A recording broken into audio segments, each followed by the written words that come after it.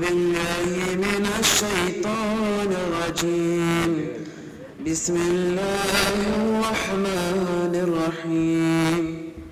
عن جابر بن عبد الله الأنصاري عن فاطمة الزهراء عليها السلام بنت رسول الله صلى الله عليه وآله قال سمعت فاطمة أنها قالت دخل علي أبي رسول الله في بعض الأيام فقال السلام عليك يا فاطمة فقلت عليك السلام قال إني أجد في بدني ضعفا فقلت له أعوذك بالله يا أبتاه من الضعف فقال يا فاطمة ائتيني بانكسار يماني فغطيني به فأتيته بانكسار يماني فغطيته به وسرت أنظر إليه وإذا وجهه يتلألأ كأنه البجر في ليلة التمام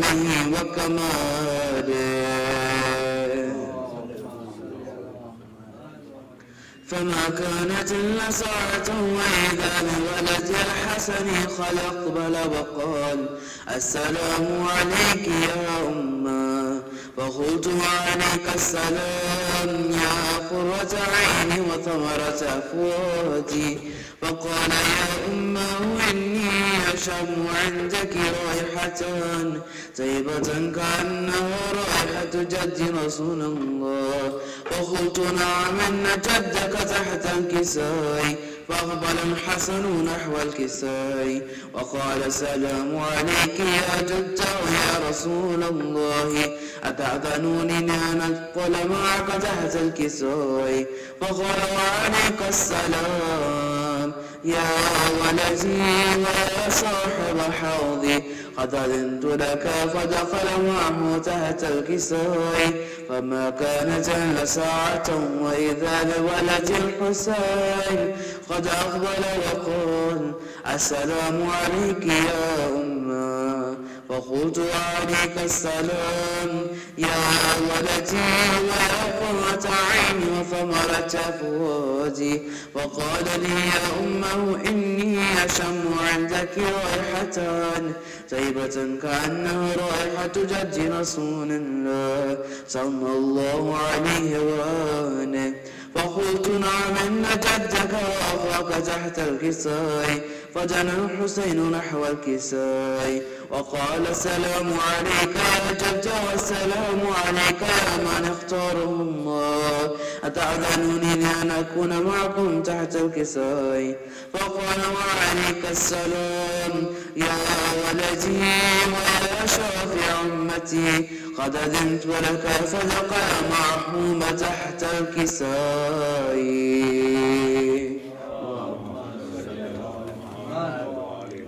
فأقبل عند ذلك أبو الحسن علي بن أبي طالب وقال السلام عليك يا بنت رسول الله فقلت وعليك السلام يا أبا الحسن ويا أمير المؤمنين فقال يا فاطمة إني أشم عندك رائحة طيبة كأنها رائحة أخي وابن عم رسول الله فقلت نعم ها هو مع ولديك تحت الكساء فأقبل علي نحو الكساء وقال السلام عليك يا رسول الله أتأذنوني أن أكون معكم تحت الكساء قال له وعليك السلام يا أخي ويا وسيم وخليفتي وصاحب لواي قد أذنت لك فدخل علي تحت الكساء.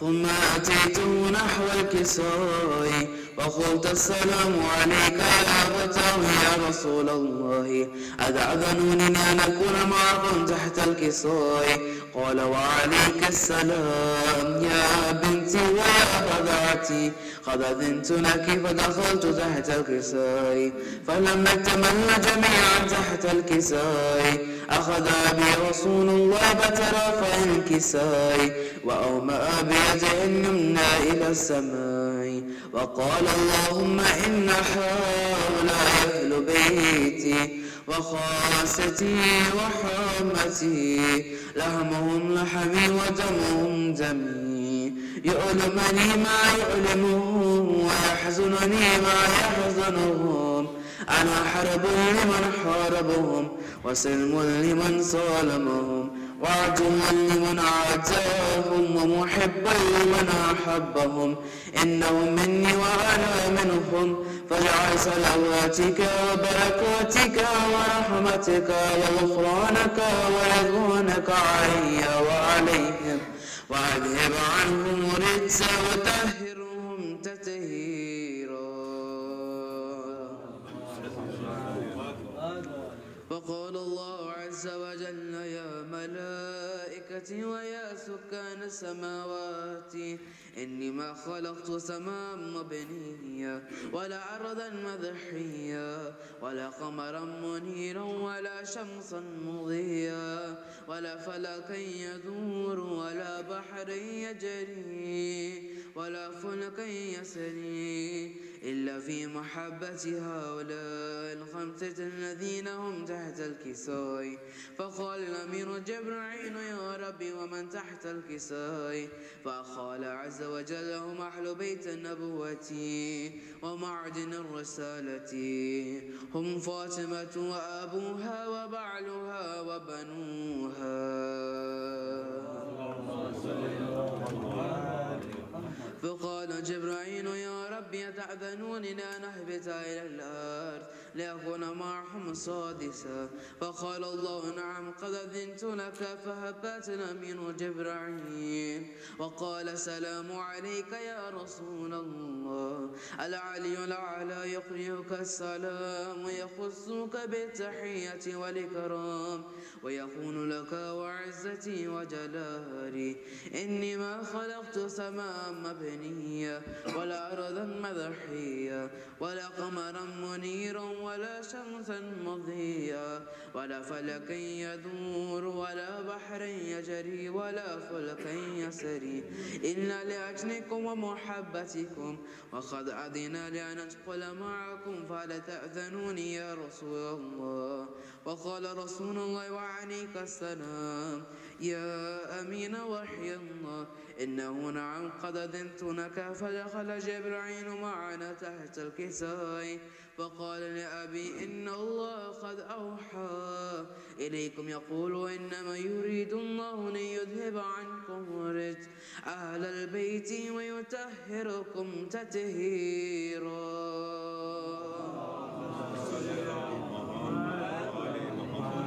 فقال علي لأبي يا رسول الله أخبرني ما لجوس نحاس تحت الكساء من الفضل عند الله. وقال النبي والذي بعثني بالحق نبيا واصطفاني بالرسالة نجيا ما ذكر خبرون هذا في محفل من محافل أهل الأرض وفي جمع من شيعتنا ومحبينا إلا ونزلت عليهم رحمة وحفت بهم الملائكة واستغفرت لهم إلى أن يتفرقوا. فقال علي إذا والله فزنا وفاز شيعتنا ورب الكعبة. فقال النبي ثانيا يا علي والذي بعثني بالحق نبيا واصطفاني برسالة نجيا ما ذكر خبرنا هذا في محفل من محافل أهل الأرض وفي جمع من شيعتنا ومحبينا وفيه محموم إلا وفرج الله حما ولا مغموم إلا وكشف الله غما ولا تهنب حاجة إلا وخذ الله حاجة. وقال علي إذا والله فزنا وسعدنا وكذلك شيعتنا فازوا وسعدوا في الدنيا والآخرة ورب الكعبة.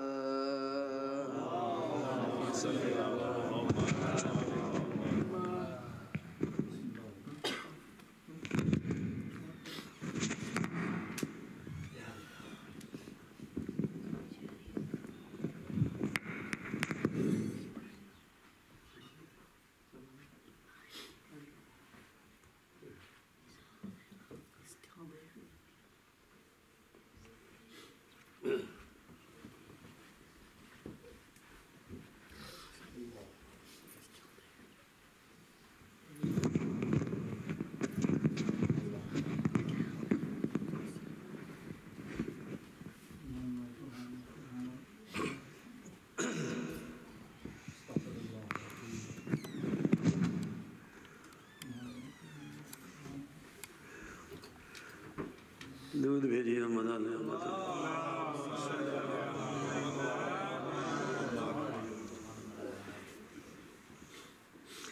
بارے دیگر صلوات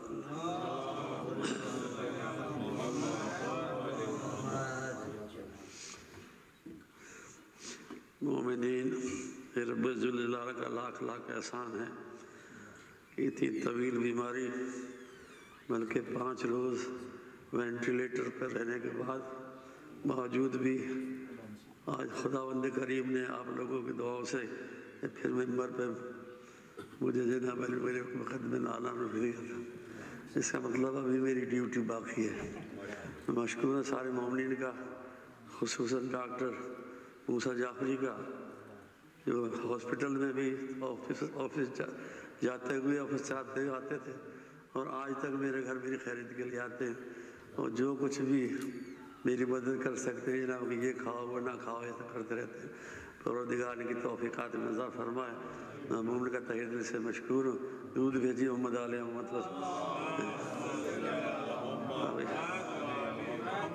اب اس قابل نہیں ہو کہ میں اپنی پوری آواز سے پڑھ سکوں، لیکن جس قابل بھی ہوں حاضر دودھ بھیجیے محمد علیہ محمد۔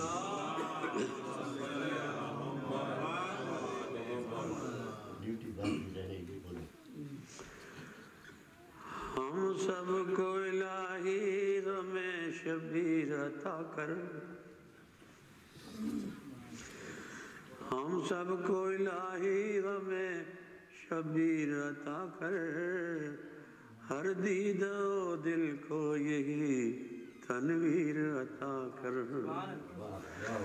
ہر دست تہی کو یہی جاگیر عطا کر، ہر پہ دعا کو یہی تاثیر عطا کر، یہ غم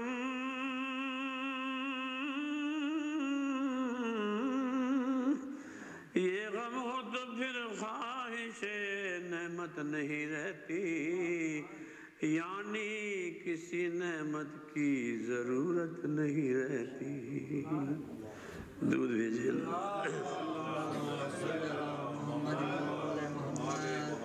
کربلا والوں سے انداز عبادت سیکھو، جنگ کب ہوتی ہے کیا چیز ہے ہمت سیکھو، کس طرح ہوتی ہے اسلام کی نصرت سیکھو، عزم بچوں سے تو بوڑھوں سے شجاعت سیکھو، شب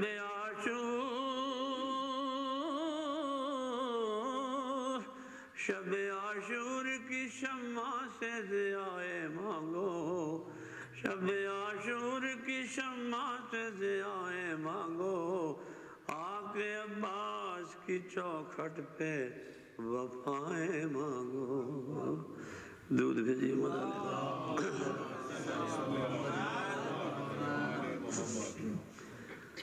اگر کچھ ہے بصیرت اور بصارت دیدے تر میں، تو قدرت کے کرشمے دیکھ اہل بیت کے گھر میں، خدائی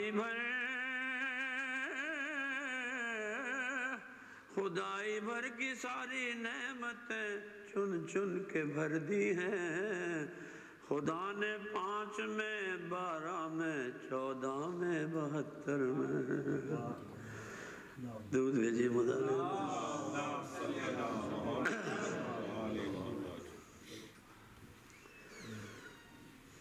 دشت کو لہو دے کر کیا سے کیا بنا ڈالا، دشت کو لہو دے کر کیا سے کیا بنا ڈالا، کیسے کیسے ذروں کو آئینہ بنا ڈالا، کیسے کیسے ذروں کو آئینہ بنا ڈالا، کربلا کے مقتل میں مقصد امامت نے کربلا کے مقتل میں مقصد امامت نے ننھے ننھے بچوں کو سورما بنا ڈالا ننھے ننھے بچوں کو سورما بنا ڈالا ان کے قلب کی جانب شے نے جب توجہ کی ان کے قلب کی جانب شے نے جب توجہ کی تیرگی کے پیکر کو ایک دیا بنا ڈالا تیرگی کے پیکر کو ایک دیا بنا ڈالا روز روز شے پر کس طرح کیسے حاضری ہوتی روز در شبیر پر کیسے حاضری ہوتی انتہائی حرت نے تعزیہ بنا ڈالا روز شے پر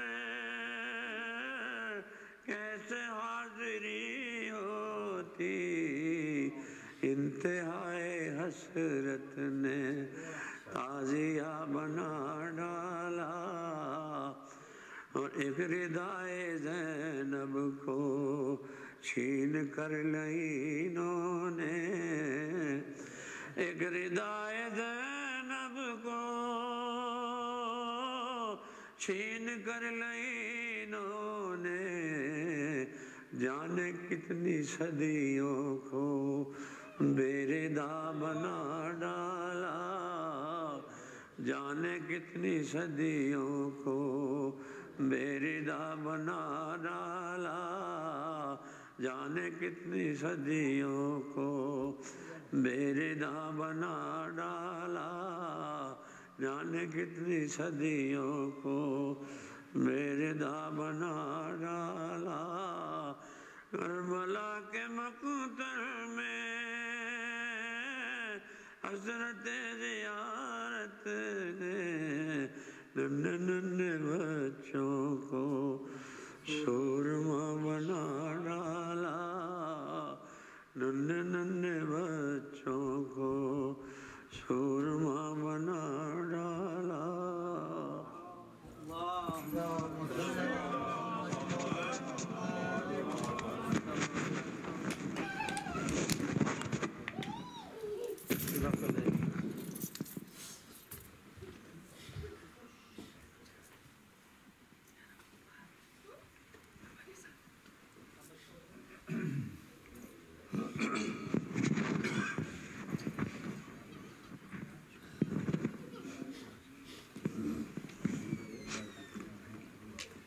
بآواز بلند نعرے صلوات اللہم صلی اللہ محمد وآل محمد وعجل فرجہ چند اشعار سلام کیا پھر اس کے بعد مرسی آج کی ایک اور بآواز بلند نعرے صلوات اللہم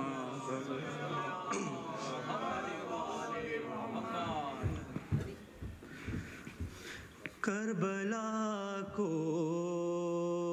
بلا رہے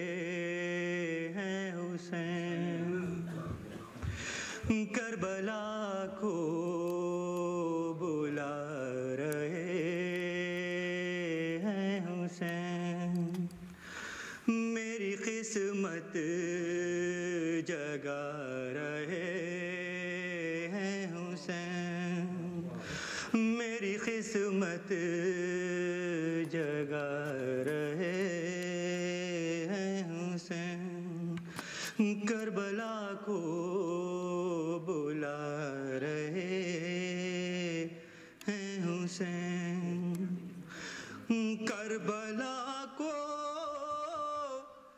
بلا کے مجھ کو یہیں کربلا کو بلا کے مجھ کو یہیں میری جنت دکھا رہے ہیں میری جنت دکھا رہے ہیں حسین. اور 28 رجب کے حوالے سے رونقیں اٹھ رہی ہیں یثرب سے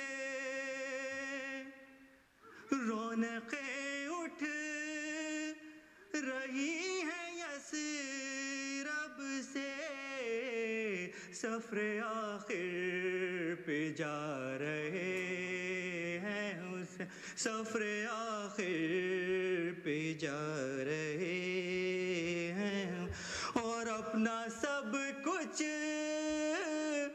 لٹا کے کربل میں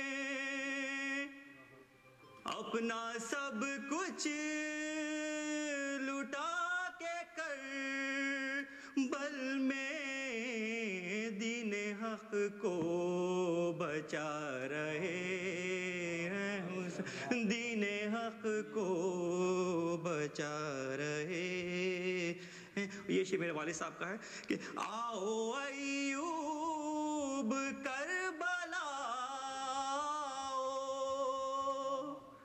آؤ ایوب کربلا صبر کی حد دکھا رہے ہیں صبر کی حد دکھا رہے ہیں اور نور اصغر کو دیکھ کر دشمن نور اصغر کو دیکھ کر دشمن سمجھے قرآن لا رہے ہیں سمجھے قرآن لا رہے ہیں حسین. یا علی آئیے مدد کے لیے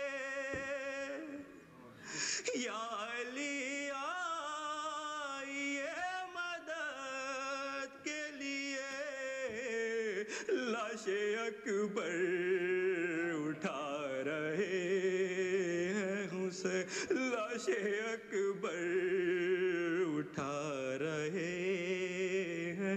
ارے جاؤ زینب سنبھالو بھائی کو جاؤ زینب سنبھالو بھائی کو خبر اصغر بنا رہے ہیں حسین قبر اصغر بنا رہے ہیں اور ام فروا سنبھالو دل کو ذرا ام فروا سنبھالو دل کو ذرا ٹکڑے قاسم کے لا رہے ہیں ارے ٹکڑے قاسم کے لا رہے ہیں اور روک لے خنجر ستم ظالم روک لے خنجر ستم ظالم دیکھ سجدے میں جا رہے ہیں حسین دیکھ سجدے میں جا رہے وقت ذبح جناب زہرا کو دیکھ کر مسکرا رہے ہیں حسین دیکھ کر اور ذرا مقتل میں اپنی بچی سلا رہے ہیں حسین ارے اپنی بچی دیکھ کر بے ردائی زینب کی دیکھ کر بے ردائی زینب کی اشک اپنے بہا رہے. شعر میں کہ اپنا رتبہ بلند ہے ہم کو،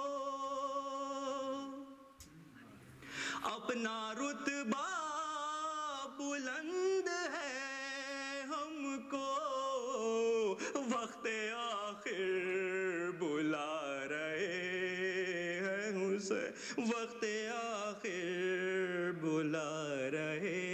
مقطع میری قسمت چلا میں کرب و بلا، میری قسمت چلا میں کرب و بلا، عابدی کو بلا رہے ہیں حسین، عابدی کو بلا رہے ہیں حسین، کربلا کو بلا رہے ہیں حسین. اللہم صلی علی محمد.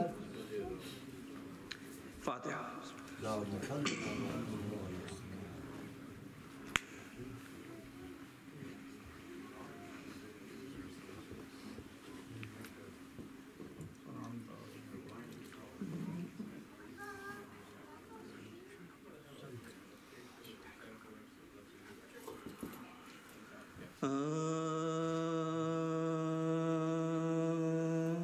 سر پیٹو آج موسیٰ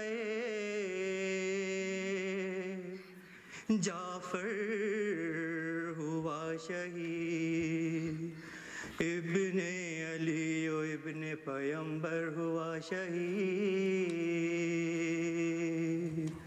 غربت میں آہا کاظم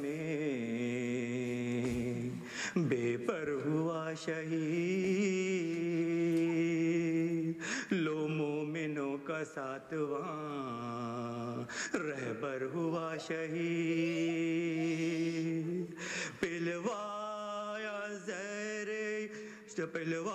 زیر بادشاہ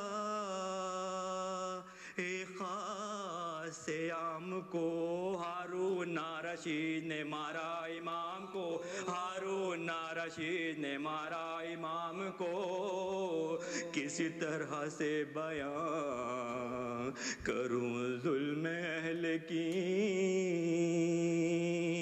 افسوس پیٹ بھر کبھی کھانا ملا نہیں، اور فاقے پہ فاقہ کرتا تھا احمد کا جانشی، زندہ میں 14 سال تھے محبوس شاہدی، زندہ میں 14 سال تھے محبوس شاہدی، طاقت نہ تھی ذرا بھی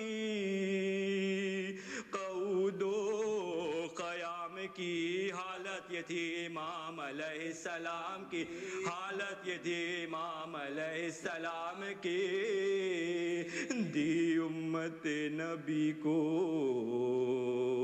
نہ حضرت نے بد دعا، ہر وقت شے کے لب پہ رہا شکر کبریا، سندھی کے تازیانوں کی ہر روز تھی جفا، بہتا تھا خون جسم سے روحی لک الفدا، ایذائے قید ایسی کسی نے سہی نہیں، بیداد سرا کی کسی پر ہوئی نہیں، بیداد سرا کی کسی پر ہوئی نہیں، القصہ زہر آپ کو انگور میں دیا، جس سے جناب موسیٰ کاظم نے کی قضا، بعضوں نے لکھا ہے یہ شہادت کا ماجرا، پگھلا کے شیش آپ کو جبرن پلا دیا ارے پگھلا کے شیش آپ کو جبرن پلا دیا ارے کیسا کہوں کہ ہاں ہوا کیا امام کا جل کر ہوا کباب کلیجہ امام کا جل کر ہوا کباب کلیجہ امام کا بول پڑ گیا کہ موسیٰ خادم نے کی خدا لاشے کو لا کے جسر پہ آدھا نے رکھ دیا اور چہرہ امام سے کپڑا ہٹا دیا دو روز جو ہی لاش کا چہرہ کھلا رہا دو روز جو ہی لاش کا چہرہ کھلا رہا تھی لاش بے کفن شہ عالی مقام کی توقیر تھی یہ آل رسول انام کی توقیر تھی یہ آل رسول امام کی شیعہ نثار آپ کی غربت کے یا امام غربت میں تم شہید ہوئے اے شہ انام بے جرم مارا آپ کو یا شاہ خاص و عام ہارون نے حیف کر دیا کام آپ کا خوف خدا نہ خوف رسول خدا کیا شمع حیات آپ کی ظالم بجھا گیا شمع حیات آپ کے ظالم بجھا گیا مثل تماشا دیکھتے ہیں سارے مرد و زن ہے زیر آفتاب امام خدا کا تن ہارون کا بھائی لاش پہ آیا بسد مہن حضرت کو اپنے گھر سے دیا قیمتی کفن کاظم کے پاس بھیجا خدا نے فدائی کو لیکن کفن ملانا چاہے کربلائی کو لیکن کفن ملانا چاہے کربلائی کو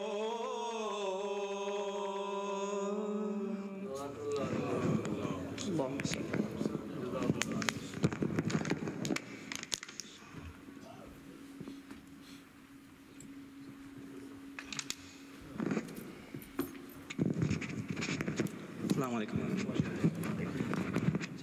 Just before I request Mona to come and start the speech, just one announcement, inshallah, April 28th, on Saturday night after Maghrib prayers, we'll have Jashn Imam Musa and Shahadat Abbas alayhi salam here.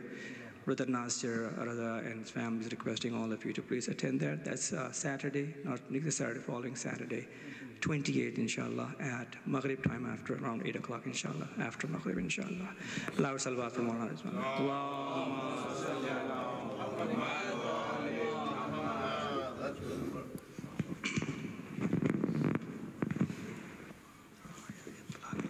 میں آپ سے گزارش ہے کہ آپ لوگ آگے کی طرف آتے ہیں آواز بلند نعرے صلوات اللهم صل على محمد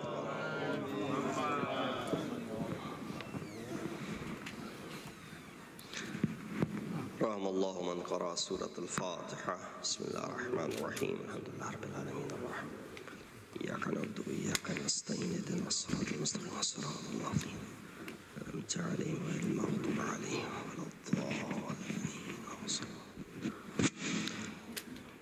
Please recite Surah Fatiha for Marhum Mir Taqi Ali Khan Muswi, Ibn Mir Musa Khan Muswi. Surah Fatiha. Bismillah.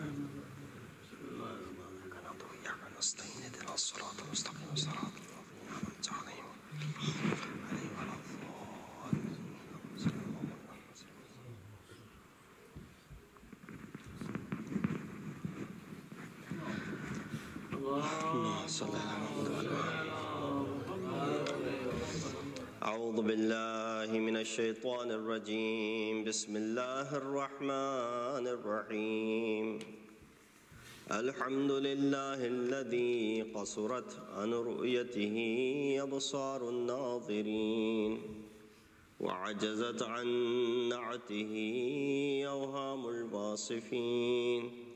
الحمد لله رب العالمين. الصلاة والسلام على أشرف الأنبياء والمرسلين خاتم النبيين أبي القاسم محمد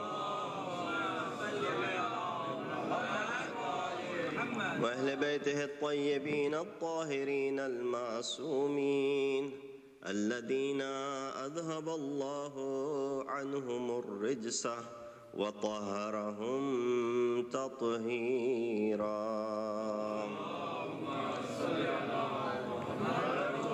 أما بعد فقد قال الله تبارك وتعالى وقوله الحق وهو أصدق القائلين. بسم الله الرحمن الرحيم. الذين ينفقون في السراء والضراء والكاظمين الغيظ والعافين عن الناس والله يحب المحسنين. صدق الله العلي العظيم.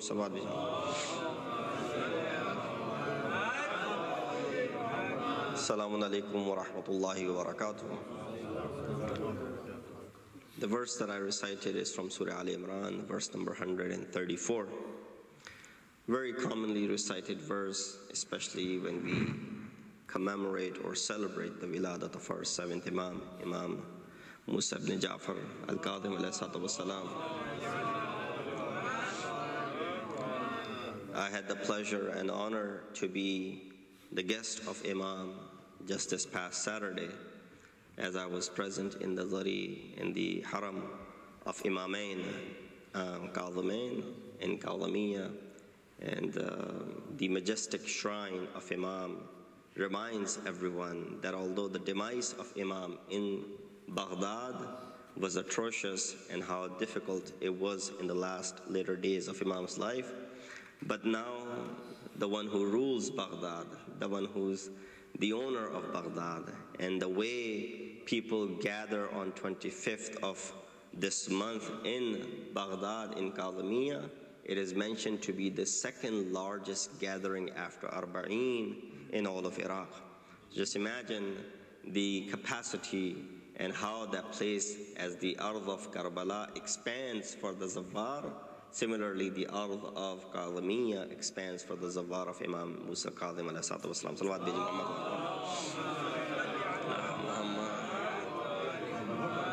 Similarly, how I had the opportunity to perform the ziyarat, inshallah, may Allah subhanahu wa ta'ala give all of you an opportunity to soon go ahead and perform the ziyarat of these Imams who are buried in Kadhimiyya. Very quickly, obviously, a little bit jet-lagged as well, but I will not let that get in my way of the discussion tonight. Ayat I recited is from Surah Al Imran 134, in which Allah subhanahu wa ta'ala says, الَّذِينَ يُنْفِقُونَ فِي السَّرَّاءِ وَالضَّرَّاءِ وَالْكَاظِمِينَ الْغَيْظَ وَالْعَافِينَ عَنِ النَّاسِ وَاللَّهُ يُحِبُّ الْمُحْسِنِينَ.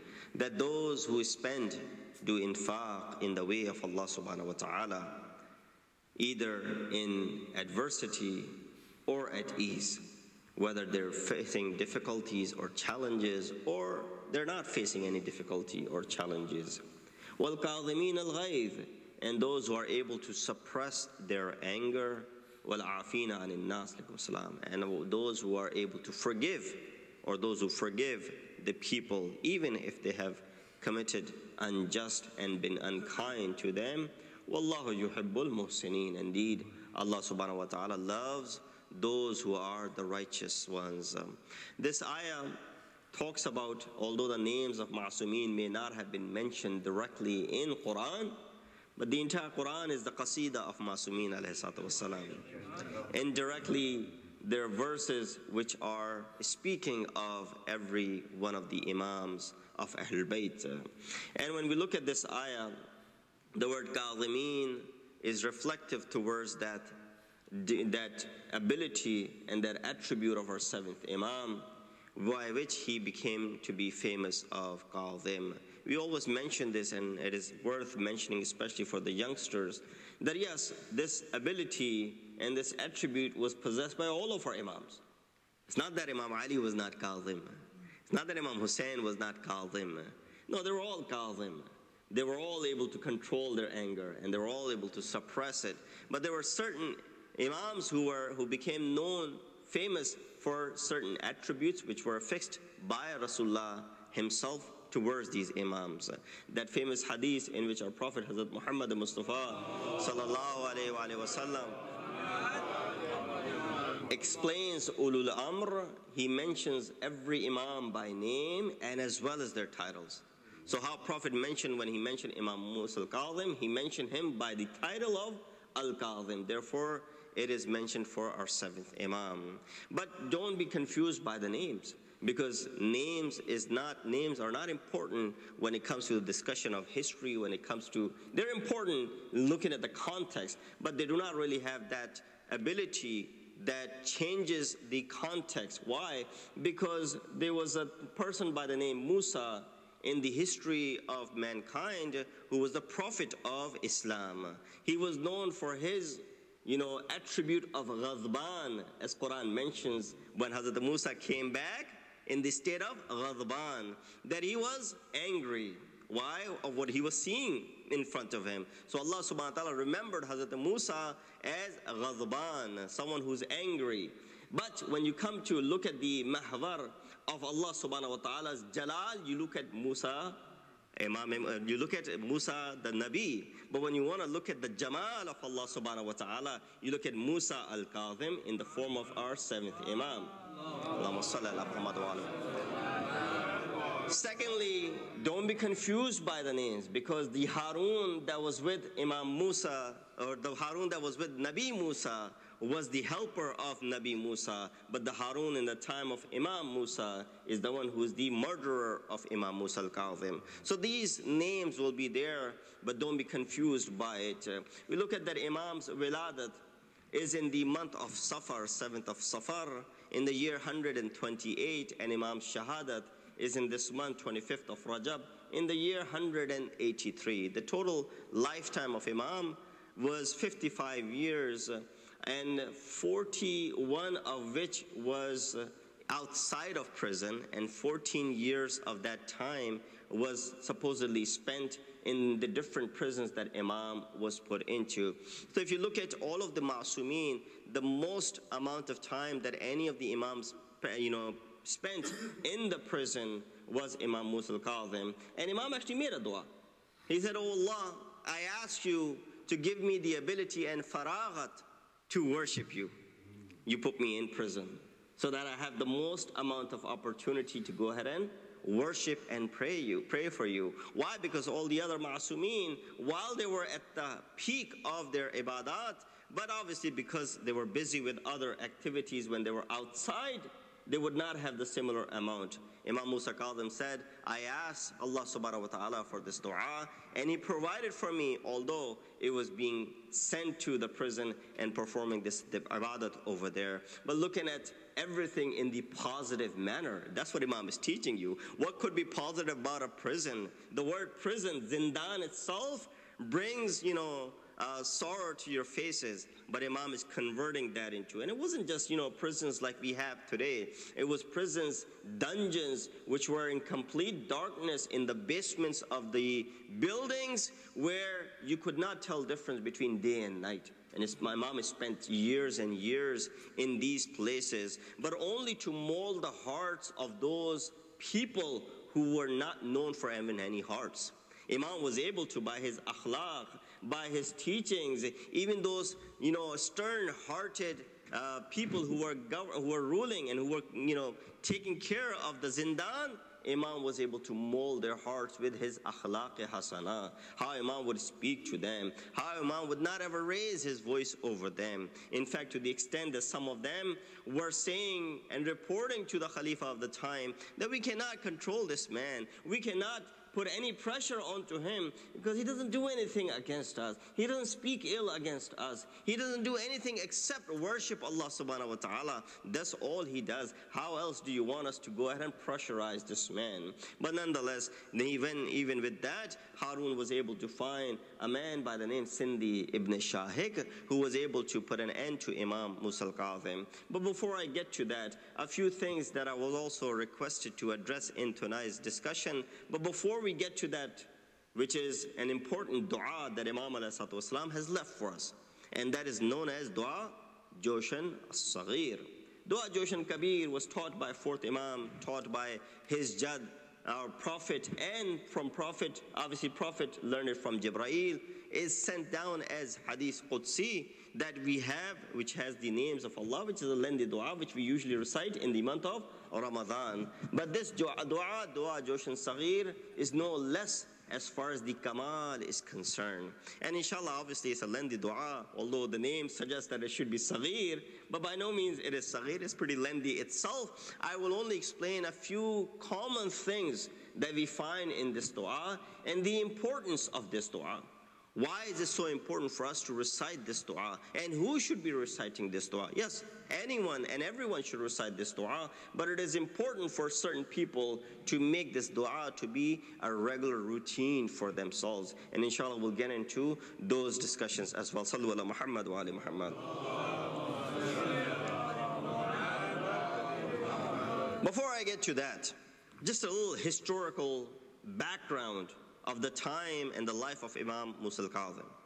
That Imam lives in that era where the two governments from Banu Umayyah were shifted to Banu Abbas. These two clans and tribes and families were fighting for power. And just like all the other people, Banu Abbas also came with the slogan to return the right of al-Bayt back to them. But that was just to give farib to the mankind, just to go ahead and, misguide them, to go ahead and use this ability to get to and ascend to power. Eventually they did. Imam ﷺ was raised in that era.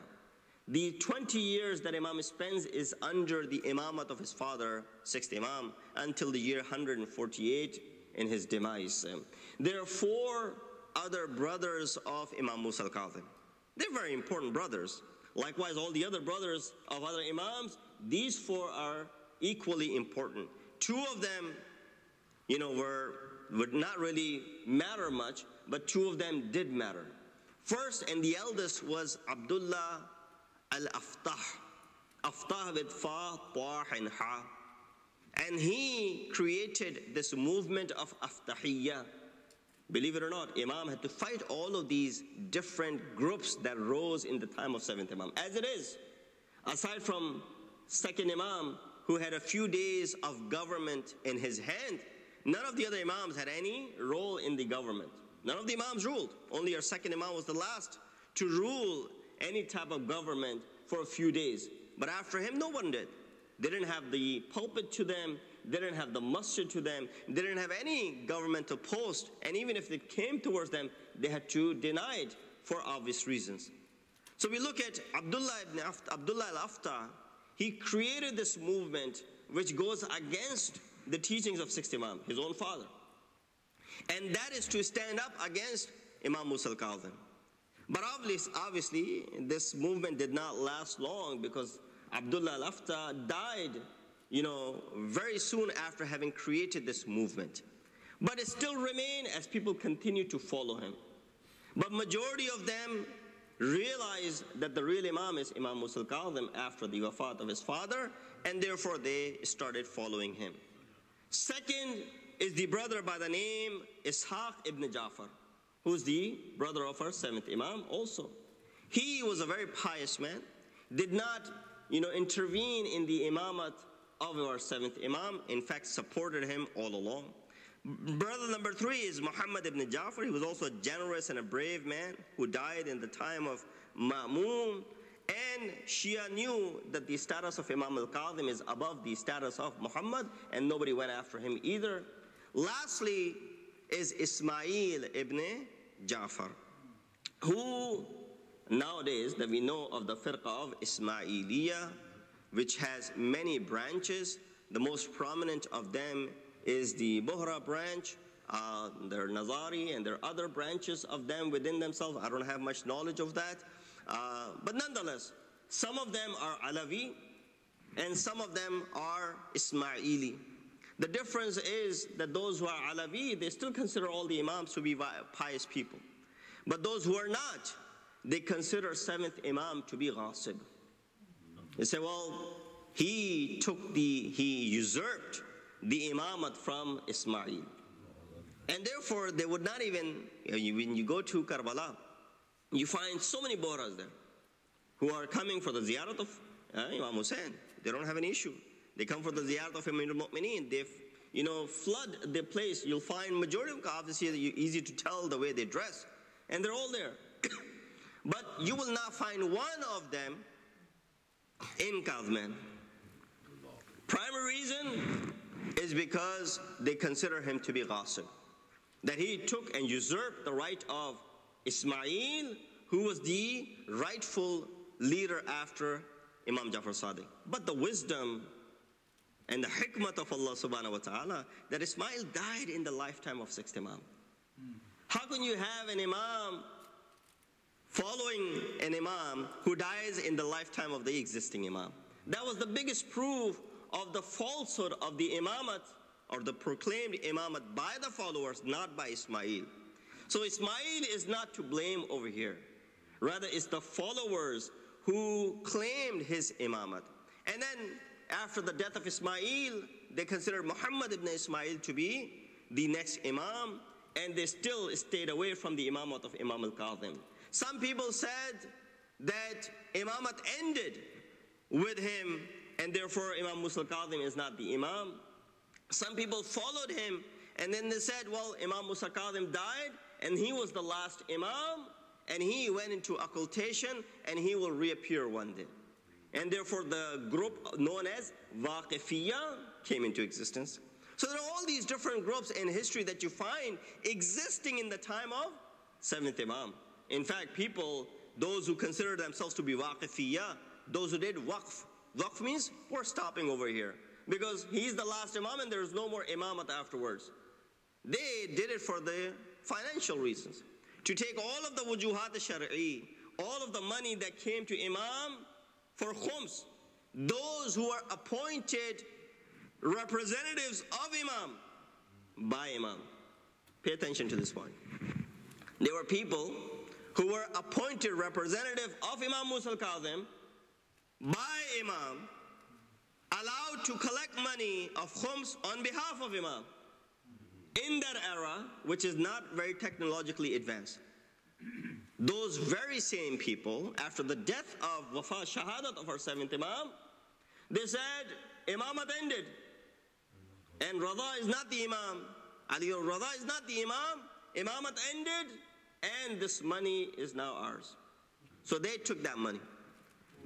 People today blame some of our Maraji for the wrongdoing of some of their representatives. Our Maraji are not masoom. When they pick and choose their representatives who are also not masoom, and if one of them or few of them cause some discrepancy in this process, not to blame the Maraji. Something similar happened in the time of 7th Imam. Appointed representatives of Imam usurped the money and took it away. You don't blame the system for that. Rather, you blame the person who's doing it. So don't be shunned away or feel rebellious towards the concept of khums. As some people say, well, I don't have any trust in it, I'm not going to pay khums anymore, and that's it. No, don't blame the system. This is created by Allah subhanahu wa ta'ala. But those who are making this havoc and those who are causing discrepancies, they're the ones to be blamed for. And if Imam Masoom, who appoints his representatives, could be corrupt, then let alone those who are not Masoom by any means, if they appoint and their representatives could be corrupt, it should not, they should not be challenging the system of khum. Salawat Beji Muhammad wa Ali Muhammad. There were 4 tyrant tyrant rulers in the time of Imam ﷺ, beginning with Mansur al-Dawaniqi, Mahdi Abbasi, Hadi Abbasi, and Harun al-Rashid. These were the 4 tyrant rulers of the time of Imam. Hadi plays a very important role in the lifetime of Imam Musa Kadhim, but eventually does not get to the results, and eventually it was through the hands of Harun al-Rashid and the commands of Harun al-Rashid that the Shahadat of Imam Musa Kadhim takes place. There was also another important historical event that took place in the time of our 7th Imam, which is known as Baqi Fakh. That event took place in the year 169. These are historical events that are sometimes overlooked. Or, obviously there's no concept of any more studying and reading the history, but nonetheless, these are the opportunities that we get to learn a little bit about it. Baqi Fakh, if anyone was to ask, what is it? I doubt that many would be able to explain in details of what happened and what took place. There was a group by the names Ali or Talibiyin. They were all from the progeny of Amir al-Mu'mineen, and obviously from the progeny of Hazrat Abu Talib. And hence they were given the title of Talibiyin or Talibiyun, from Talib or Ali. These are the 2 titles that they were known for. And there were a few important personalities at that time that played this role. Amongst them was Hussein ibn Ali, who was the main person behind this entire movement. And there was another man by the name of Hassan ibn Muhammad. Hadi Abbasi appointed a man by the name Ishaq ibn Isa to be the governor of Medina. He appointed a man by the name Abdul Aziz from the family of 2nd Khalifa to make sure that he keeps an eye on Ali and Talibiyun. So what he does, he says every single day, those who are Alawi, Ali and Talibiyun, they have to report to my office, and they have to, sign, and then they can go to their work or whatever it is that they want to do. This was, just imagine, if you want to get on with your life, before you can go to your work, before you can go anywhere, you have to report to this office that you're here and you're not going anywhere. Or if you're traveling, you have to come and report to this office that you're traveling. One day would be okay, second day would be okay, but to do this every single day, it was becoming embarrassing. It was becoming humiliating for them as well. One day, a person by the name Hassan ibn Muhammad did not come. So Abdul Aziz summoned Hussein ibn Ali, and he said, if you don't produce Hassan, we will lash you 1,000 times, and if Hassan is produced, we will kill him right away. To end this atrocity, to end this humiliation of daily, constantly being bragged and brought about, they said we need to do something about it. Imam Musa Kadhim did not sanction this, he did not have part in this, but definitely Imam ﷺ did not stop them either. They went ahead to the Masjid al-Nabi, and they said to the Muazzin that today in Adhan-e-Subh, you're going to replace the line of As-salatu khayrun min an-nawm with Hayya ala khayril amal. So from that time, that was the line that was being said. The Muazzin, because he was under pressure, he recited Hayya ala khayril amal, which was truly always there from the time of Rasulullah, only to be replaced in the time of 2nd Caliph by As-salatu khayrun min an-nawm. And hence, when he recited that, it was an announcement to the entire city that something was brewing, something was up. And so right away, everybody was, ready for it. When this news got to Abdul Aziz, he sent an army, a battalion towards Masjid to go ahead and get rid of these people by the name Hamad al-Barbari. He led this to go ahead and attack these people who have now control over Masjid al-Nabi. When he came, he was defeated right away and he was killed on the spot. When that happened, Talibiyun realized that they did not want to cause any bloodshed in the sacred city of Rasulullah, nor in the house and the masjid of Rasulullah, nor did they want any control of the government. They were not after any power. They just wanted to end this, humiliation of every single day being summoned by the government to go ahead and report that we are here, we're traveling, we're going this, we're doing this and all this stuff. So they left the city. They said, instead of now that it has come upon us and they're now openly attacking us, we know living in Medina would be difficult, and it will desecrate the city. So they fled the city. They left, and at the maqam near Medina known as Fakh, they were, opposed by the government's people, and there was a fight that took place. All of these Talibiyun, majority of them were killed in that waqi'ah, and they were brutally murdered. Their heads were severed to the extent that Imam Jawad ﷺ said, Waqi' Fakh, Salli ala Muhammad wa ala. He said, for us, after Karbala, no tragedy was as great as Fakh. No tragedy was superior to the tragedy of Fakh that took place. So it was an important event that also took place while during the time of our 7th Imam. Now, Hadi Abbasi wanted to blame it all on who? Blame it on 7th Imam, that these are your followers. Look at the chaos that they created and look at what they have done, and this has to be your responsibility. Imam did not say that it was my responsibility, but he wanted to end Imam's reign with this. So he tried his best to go ahead and kill Imam, to take the life of Imam. At this very difficult juncture, Imam ﷺ recited this dua, known as dua Joshan as-Saghir. When he recited this dua, he sees his grandfather, Prophet Muhammad sallallahu alaihi wasallam, in his dream. And Prophet said to him that with the recitation of this dua, you will be protected, and your enemy who's trying to kill you will perish before you. And that was the case. Hadi Abbasi died during the lifetime of Imam Musa Kadhim. In fact, it was Harun al-Rashid who then went ahead and gave poison to Imam by Sindh ibn Shahik, and that led to the death and the shahadat of Imam.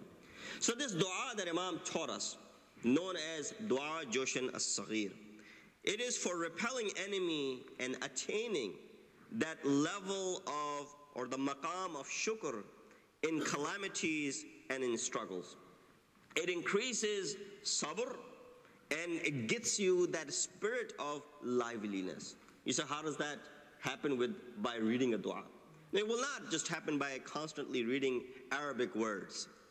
It will have some effects to you by just constantly reading some Arabic words, but it'll have more of an effect if you understood what you were saying. So the dua, if a person is struck by difficulties or stuck in difficulties and reads this dua, paying attention to the words and their meaning, would bring sense of comfort to this individual. And how does that do that? Because it will remind this person of the favors of Allah subhanahu wa ta'ala that you have, while no one else has those favors. Wow. Because sometimes we overlook those favors that Allah has bestowed us with. And we're constantly looking around the favors that Allah has bestowed upon others, that why don't we have those? When we have that chahat, when we have that khawahish, what does that lead to? That leads to immense, stress. Right away there'll be hasad, there'll be jealousy, there'll be stress, and a stressful life and jealousy-filled life will only add to the difficulties of mankind. So when you pay attention towards the kalamat of these words, and I said I'll mention only a few words of this dua because I won't have time to go in the entire dua, entire detail, nor am I capable of doing the tashri and the commentary of these words of our 7th Imam. But there's this pattern that you find in this dua, that on 14 occasions Imam repeats this word. He said, Ilahi kam min abdin amsa wa asbaha. He starts off by saying, Ilahi kam min abdin amsa wa asbaha. 14 times Imam repeats this word. And then on 12 occasions, rather 12 times Imam repeats this sentence and begins the sentence by Ilahi kam min abdin amsa wa asbaha. Oh my Lord, how many of your abd, your servants, day in and day out, they begin their morning or in the morning time or in the afternoon time, or figuratively speaking, day in and day out. And then Imam explains the rest of the dua. So 12 times our 7th Imam repeats this word in this dua. And on 14 occasions Imam says this, وَجْعَلْنِي لِنِعْمَائِكَ مِنَ الشَّاكِرِينَ وَلِعَلَائِكَ مِنَ الذَّاكِرِينَ.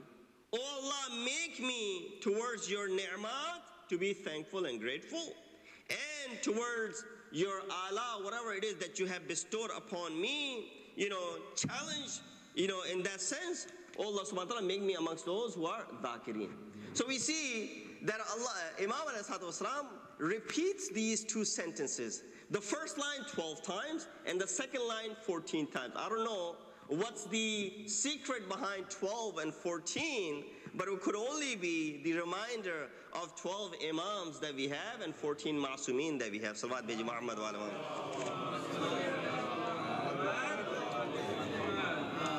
So when Khalifa Abbasi pushed Imam to the limit, Imam recited this dua.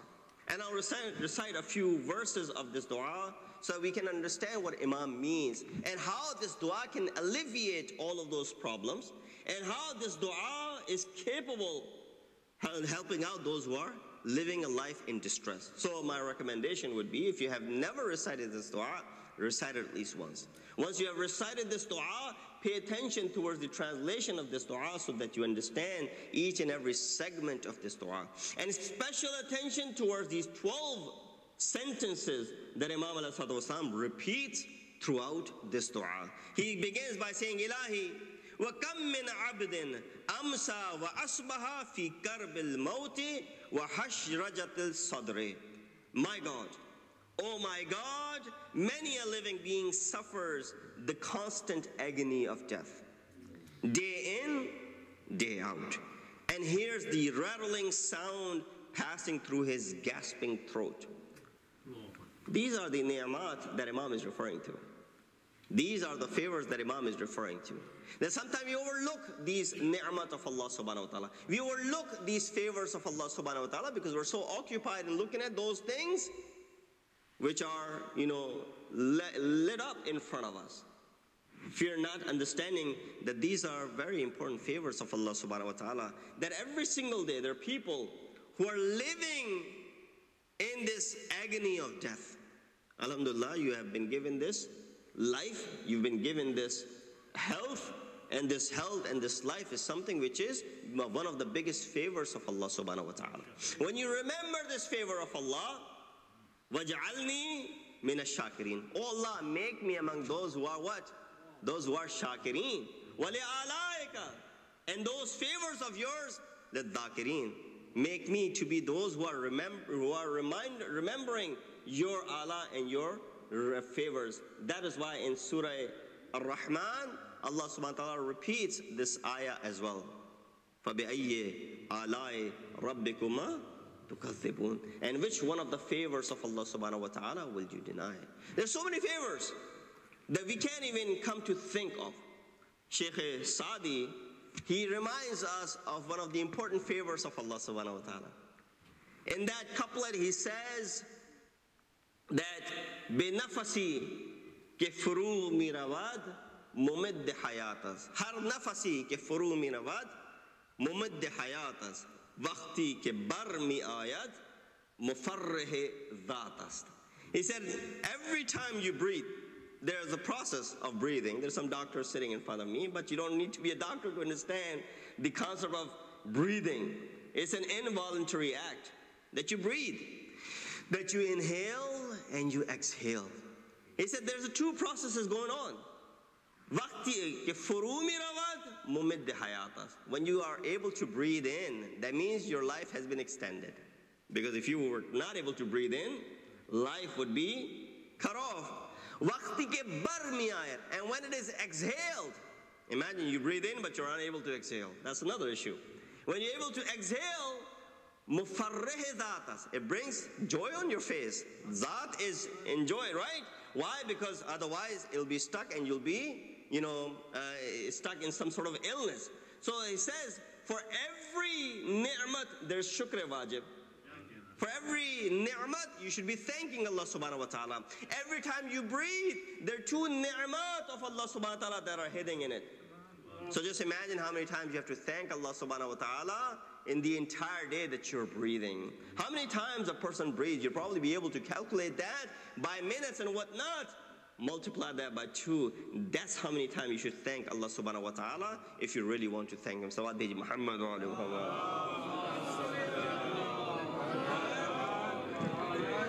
That's why Nabi Musa ﷺ said, when Allah asked him, "Oh Musa, remind people, make people to be attracted towards me."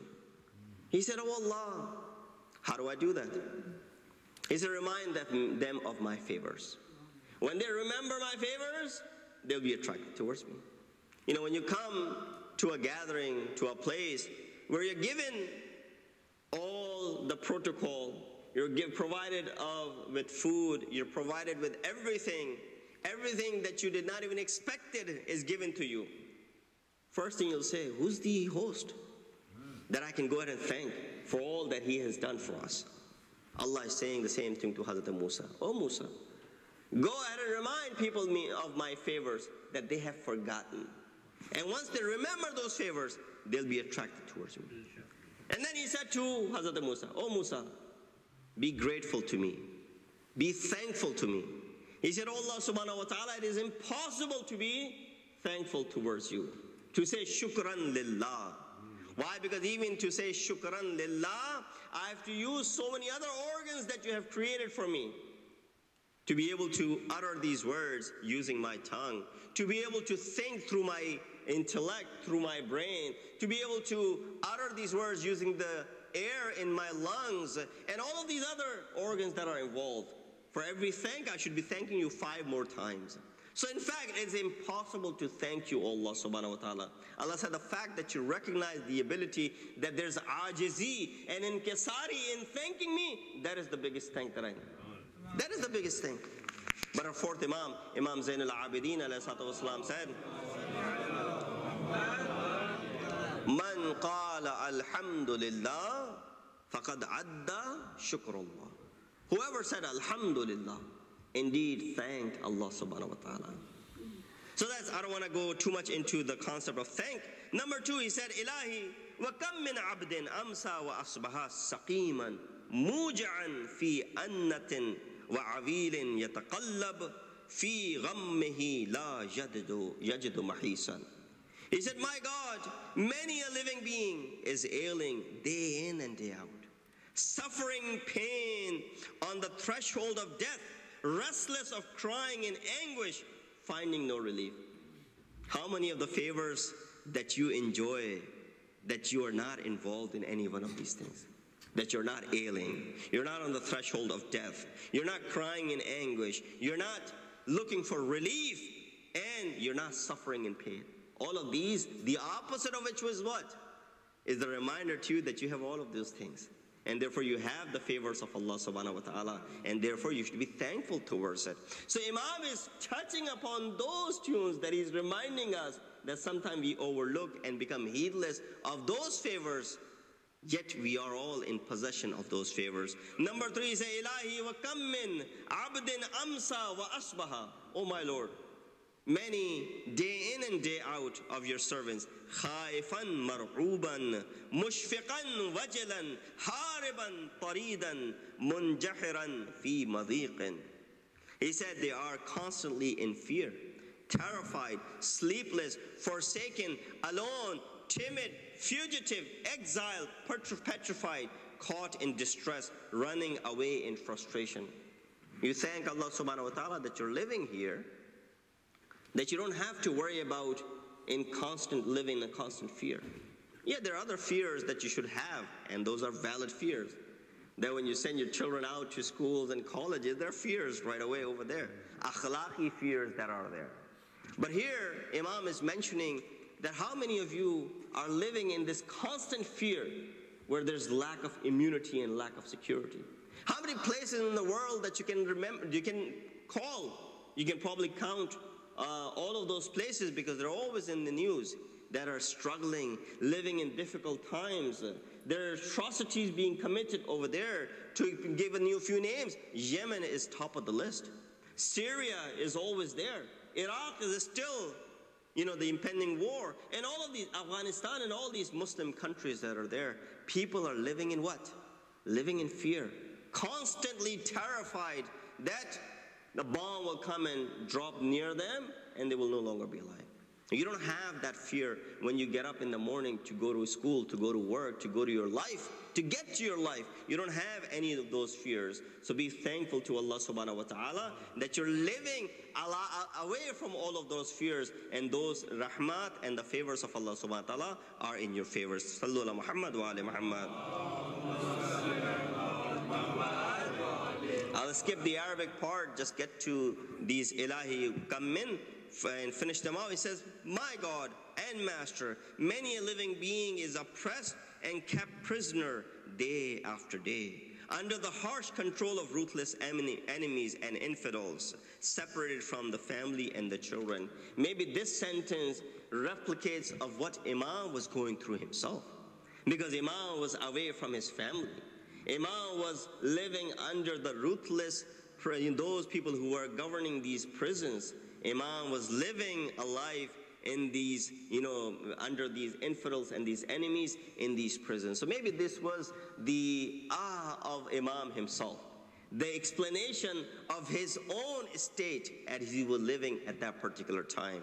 So Imam is reminding us, if you're not living in a prison, if you're not living under control, if you're not living away from your family, then be thankful to Allah subhanahu wa ta'ala and be grateful to Allah subhanahu wa ta'ala that He has given you and bestowed upon you the favor and the ni'mat that you're close to your family members.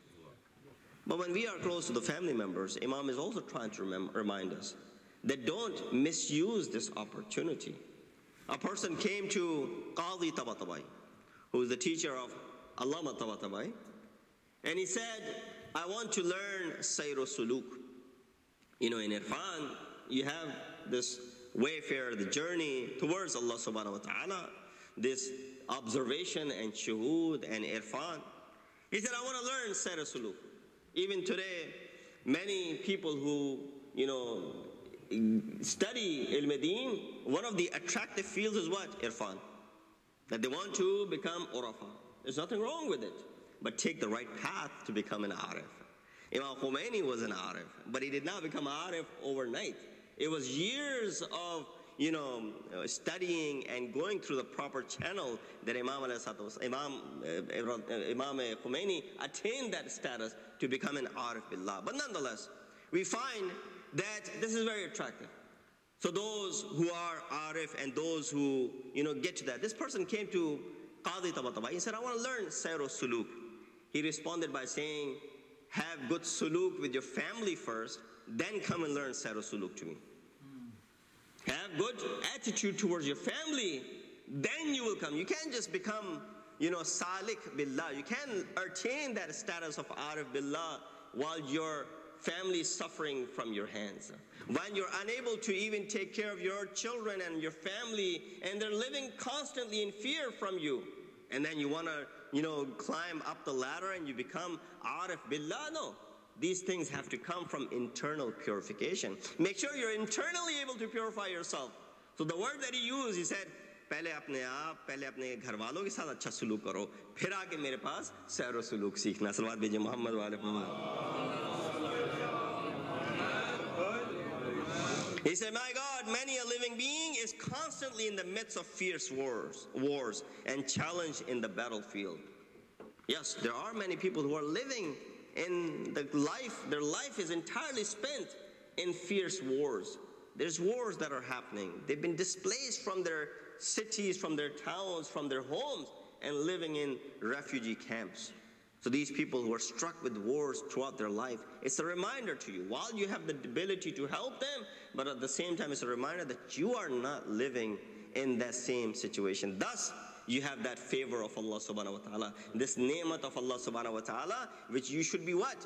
Thankful towards it. I'm going through this very quickly so that I can get to the end. He said, my God, many a living being in and day out drifts over the perilous seas in the midst of terrifying hurricanes and surging waves, sure of death by drowning, yet is unable to attain safety. There's so many calamities which are natural calamities, natural disasters that happen all around the world. You have not suffered any of those natural disasters. You've been kept away from it, which is what? A reminder to you that it is a favor of Allah subhanahu wa ta'ala to you. You should be thankful and grateful to Allah that it hasn't happened to you. So when you read this dua, when you look at these calamities which has not struck you, it should be a constant reminder to you that you are able to thank Allah and be grateful towards His favors, and yet it brings you out of the stressful life. He said, my God, many a living being journeys in foreign lands far away from kith and kin. Many people cannot stay in one place. They have to travel abroad, different places, to earn a living so they can provide for their family. You can all attain and attest to that as well, as many of you have made that migration, but eventually you were able to be united with your family. Many people are still living with that stressful life of being away from their family. Remember this favor of Allah subhanahu wa ta'ala to you. My God, my Master, many a living being is poor, needy, exposed, and unemployed. These are the things that Imam is, striking these tones. He's telling us in today's life as well, how stressful life it is for a person who's unemployed. How stressful it could be for his family, for those who are his dependent. Yes, it is a reality of the life, but when you are not in that state, remember this is a favor of Allah subhanahu wa ta'ala. It's a gift of Allah subhanahu wa ta'ala, which you should be thankful regardless of whatever that employment may be. He said, my God, my Lord, my Master, many a being is constantly disabled, sick, ailing, bedridden by chronic disease, writhing with pain under the bed sheets. Yeah, there's so many people within our families, within our communities, who are going through such difficult times when it comes to pain, when it comes to chronic illnesses. You are away from it.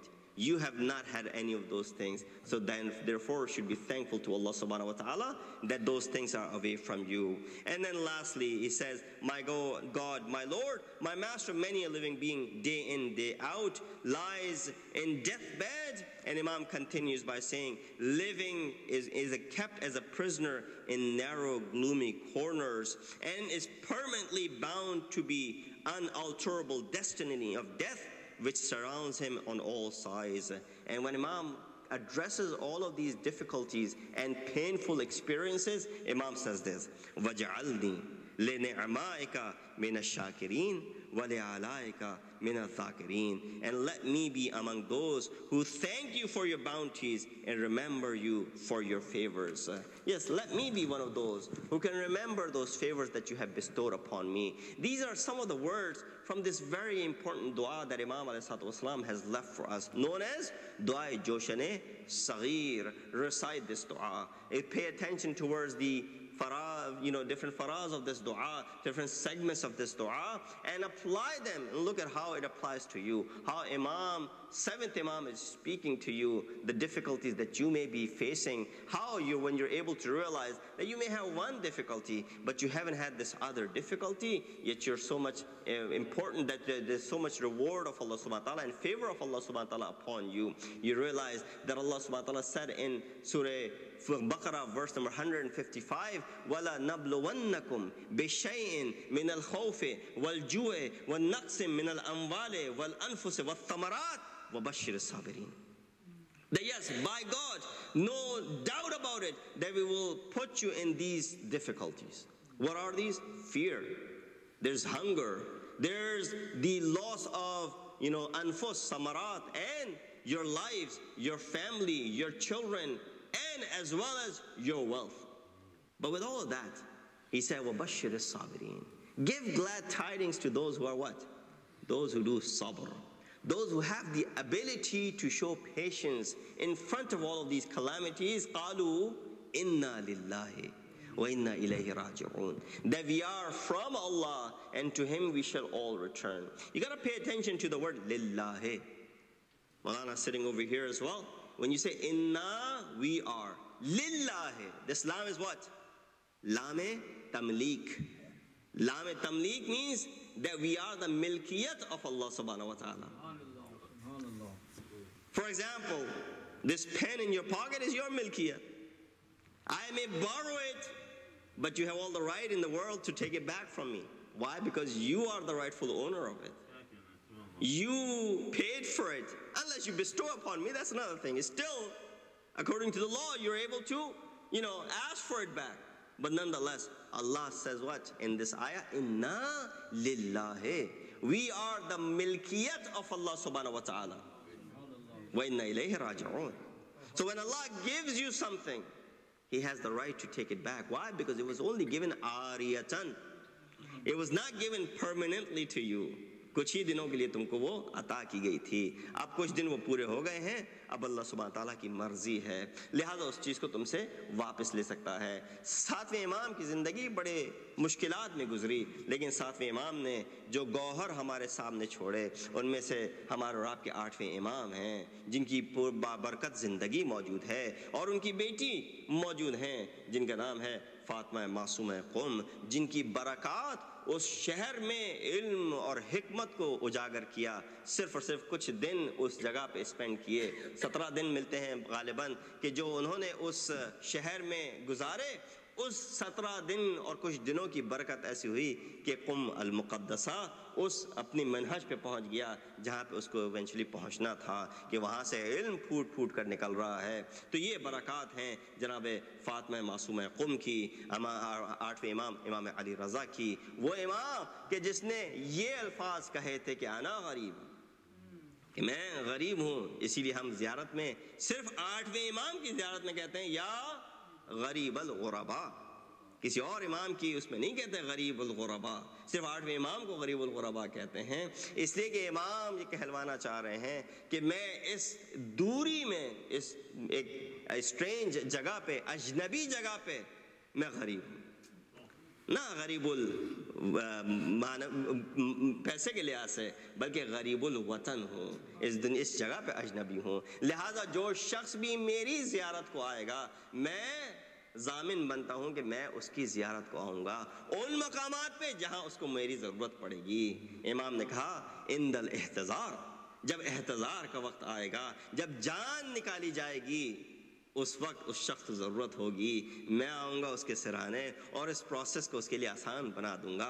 Indal क़ब्र, जब लोग छोड़ के चले जाएंगे और वो वहशत की रात आएगी, मैं आऊँगा उसके किनारे और उसको उनसियत दूँगा। का इंदल महशर, और महशर में जब एक दूसरे से लोग दूर भाग रहे होंगे, माँ बाप बेटे भाई एक दूसरे से दूर भाग रहे होंगे, कहा मैं आऊँगा उस वक्त उसको वो कंफर्ट देने के लिए, क्योंकि उसने मेरी ज़ियारत की थी, मेरी ज़ियारत को आया था। तो ये सातवें इमाम की वो बरकतें हैं कि जो हमारे साथ दरमियान मौजूद हैं। यकीनन इमाम की ज़िंदगी एक मुश्किल ज़िंदगी गुजरी, जिसमें 14 साल इमाम की ज़िंदगी मुख्तलिफ़ ज़िंदानों में गुजरी, और उन ज़िंदानों में इमाम अलैहिस्सलाम ने बहुत ही मसाइब झेले होंगे। जैसे कि मैंने पहले भी तस्करा किया था कि इन ज़िंदानों में ऐसी ज़िंदान नहीं थी कि जिसमें रोशनी हो, बल्कि ऐसी ज़िंदान थी कि जिसमें दिन और रात का पता न चलता था, कब दिन गुजर गया, कब रात आ गई। इमाम अलैहिस्सलाम इन ज़िंदानों में ज़िंदगी बसर कर रहे थे। इमाम अलैहिस्सलाम के ऊपर मुश्किलात पड़ रही थीं, लेकिन इमाम की वो अखलाक हसना थे कि जो भी ज़िंदान का रखवाला था वो इमाम के अखलाक से इतना इम्प्रेस होता था कि वो कोई किसी तरह की मुश्किलात इमाम पे नहीं डालता था, न डाल पाता था, कोशिश भी करता तो वो न डाल पाता था। वो सख्त तरीन लोग जो शकीउल क़ल्ब थे, हत्ता इमाम के अखलाकुल हसना से 2 दिन में तब्दील हो गए, उनकी ज़िंदगियाँ तब्दील हो गईं। लिहाजा इस चीज़ को देखते हुए हारून रशीद ने इमाम को एक ज़िंदान से, कभी बसरा की ज़िंदान में थे इमाम, कभी बगदाद की ज़िंदान में थे इमाम, कभी दूसरी ज़िंदान में डाला जाता था। एक ज़िंदान से दूसरे ज़िंदान में इमाम का ये सफ़र है। ये सफ़र पहले भी ज़िंदानों का कर चुके हैं अहले बैत। अरे करबला में भी यही था, एक ज़िंदान से दूसरे ज़िंदान। अब सातवें इमाम भी इसी तरीके से गुज़र रहे हैं। आखिरकार सिंधी इब्न शाही की ज़िंदान में इमाम थे। हारून रशीद के कहने पे इमाम अलैहिस्सलाम को वो जहर दिया गया कि जिस जहर का असर इमाम पे रूनमा होना शुरू हुआ। इमाम जान चुके थे कि अब ज़्यादा ज़िंदा ना रहेंगे, لیکن خلیفہ عباسی دکھانا یہ چاہتا تھا کہ ہمارا کوئی ہاتھ نہیں ہے امام کی شہادت میں، لہٰذا امام علیہ السلام کے جسد کو لا کے باہر رکھ دیا جاتا ہے۔ کہتے ہیں بغداد کے پل پہ امام کے جسد کو رکھا گیا، 3 دن تک کوئی پوچھنے والا نہ تھا، یہاں تک کہ ہارون کا ہی کوئی رشتہ دار بنام سلیمان آتا ہے، امام کو کفن دیتا ہے، امام کے جنازے کو اٹھایا جاتا ہے۔ یہ دکھایا جا رہا تھا کہ ہمارا اس میں کوئی عمل دخل نہیں ہے، لیکن اتنا بڑا جنازہ اٹھا، اتنے لوگ اس جنازے میں شرکت کرنے آ گئے کہ جس کی وجہ سے جو خلیفہ عباسی تھا پریشان تھا، وہی چیز جو وہ نہیں چاہتا تھا وہ ہو گئی۔ مکروا ومکر اللہ واللہ خیر الماکرین۔ میں کہوں گا امام آپ کی زندگی آخری وقت میں بڑی مشکل میں گزری، ارے ایسی زندگی گزری کہ آپ کو زندان میں ہی شہید کر دیا گیا، ارے آپ کے جسد کو بھی رکھا گیا، بے حرمتی ہوئی، لیکن کم از کم کربلا جیسا واقعہ پیش نہ آیا۔ ارے اپنے جد حسین کو دیکھیں کہ جب کربلا کی سرزمین پہ گرے تھے، صرف یہ نہیں کہ فرزند حسین زین العابدین موجود ہیں، ارے باپ کے جسد کو دفنا سکتے ہیں، لیکن مجبوری ایسی ہے کہ دفنا نہیں سکتے۔ اور صرف یہ نہیں کہ 3 دن تک امام کا جسد بھی کربلا کی سرزمین پہ پڑا رہا، بلکہ گھوڑوں کی ٹاپوں کے نیچے آیا، ارے مسمار کیا گیا، پہلے شہدائے کربلا کو شہید کیا، ان کے سروں کو تنوں سے جدا کیا، ان پہ گھوڑوں کو دوڑایا گیا، ارے دشمنوں نے اپنے مرنے والوں کو دفنایا، لیکن اہل بیت کے مرنے والوں کو نہ دفنایا۔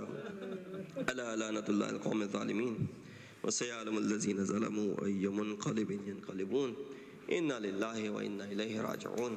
بر الہ ہمارے سے بات قبول فرما، ہم گناہ گار ہیں، ہمارے گناہوں سے درگزر فرما، ہمیں اہل بیت علیہ السلام کے نقش قدم چلنے کی توفیق عطا فرما، ہمیں ان کی تعلیمات پر عمل کرنے کی توفیق عطا فرما، امام کے ظہور میں تعجیل فرما، ہمیں ان کے اعوان و انصار میں شمار کر۔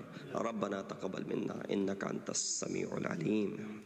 یا حسین یا حسین یا حسین یا حسین یا حسین یا حسین یا حسین یا حسین یا حسین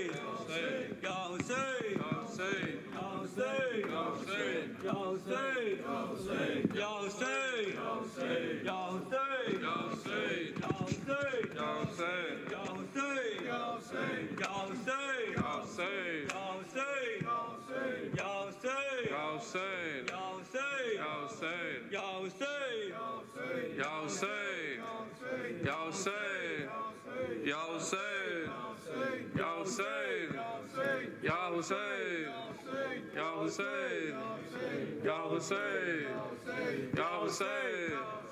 یا حسین یا حسین یا حسین یا ایک غریب الوطن قید میں مر گیا، ایک غریب الوطن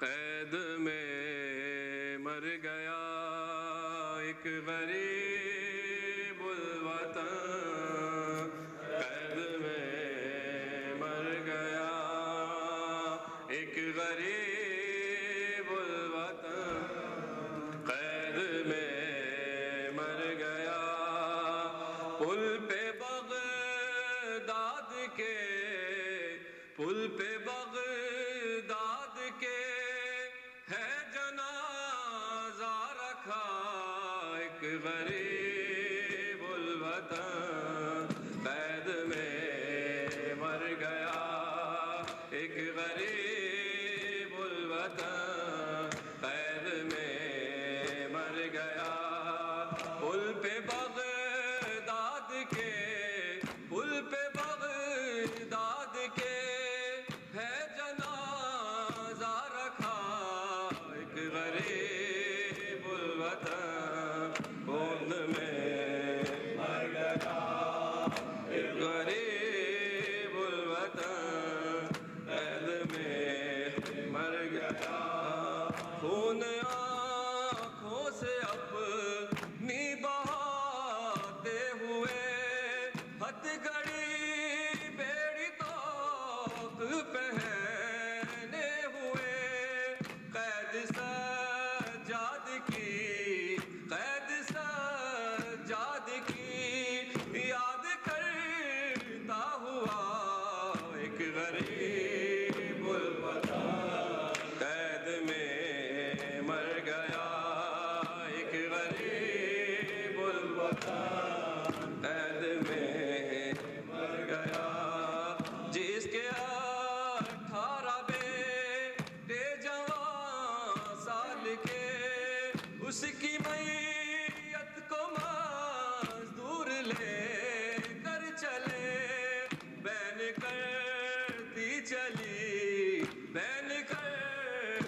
چلی ساتھ میں سیدہ ایک غریب الوطن قید میں مر گیا ایک غریب الوطن قید میں مر گیا اجنبی شہر ہے دور اہل وطن تیرے بابا کو دے کون غسل و کفن آؤ جلدی وطن آؤ جلدی وطن سے امام رضا ایک غریب الوطن قید میں مر گیا ایک غریب الوطن قید میں مر گیا صبر کرنا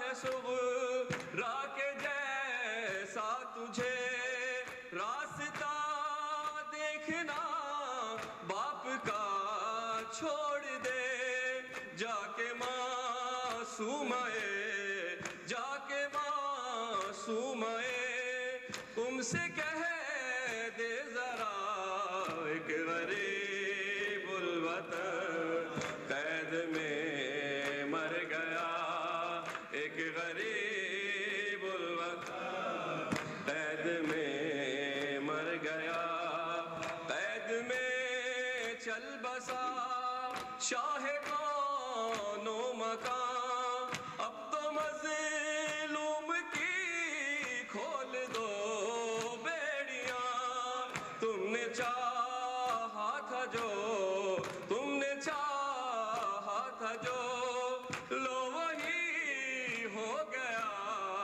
کہ غریب الوطن قید میں مر گیا ایک غریب الوطن قید میں مر گیا لاش بھر بھی نہیں رونے والا کوئی وارث دین کی ہائے بے وارثی ڈھونڈتی ہے قضا ڈھونڈتی ہے قضا دفن کرنے کی جان ایک غریب الوطن قید میں مر گیا ایک غریب الوطن قید میں مر گیا سید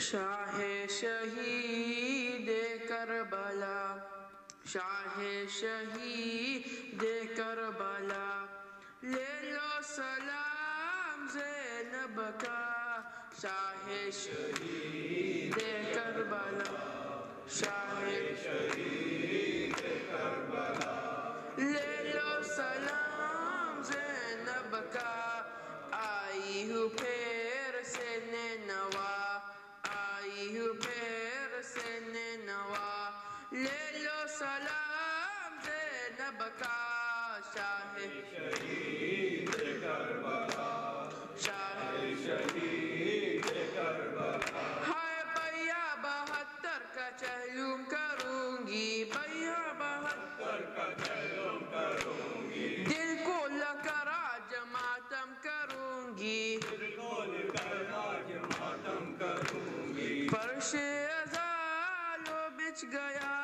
لے لو سلام زینب کا آئی ہوں پیر سے نینوا لے لو سلام زینب کا شاہ شہید کربلا شاہ شہید کربلا ہائے بھیا لہو میرا سجاد رویا بھیا لہو میرا سجاد رویا میں سو سکی اور نہ سجاد سویا میں سو سکی اور نہ سجاد قدم تھی کربلا لے لو سلام زینب کا آئی ہو پھر سے نینوا لے لو سلام زینب کا شاہ شہید کربلا شاہ شہید کربلا ہائے بھیا وطن جا کے میں کیا کروں گی بھیا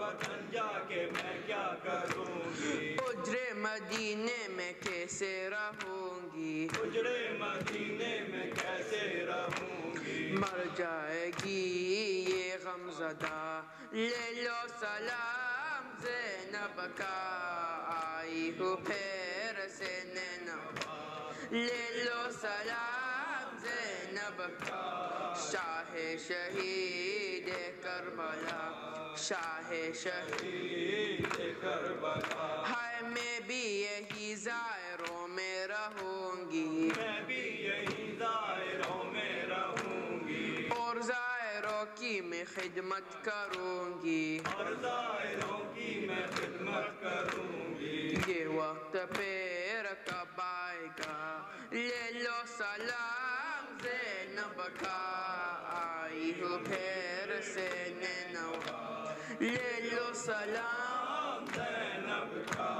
شاہ شہید کربلا شاہ شہید کربلا ہائے خوں میں برا کرتا لے جا رہی ہوں خوں میں برا کرتا لے جا رہی ہوں لیکن تمہاری قسم کھا رہی ہوں لیکن تمہاری قسم کھا رہی ہوں ہاروں گی نا میں حوصلہ لے لو سلام زینب کا شاہ شہید کربلا لے لو سلام زینب کا شاہ شہید کربلا شاہ شہید یا حسین یا حسین یا حسین یا حسین یا حسین یا حسین یا حسین یا حسین یا حسین یا حسین یا حسین یا حسین یا حسین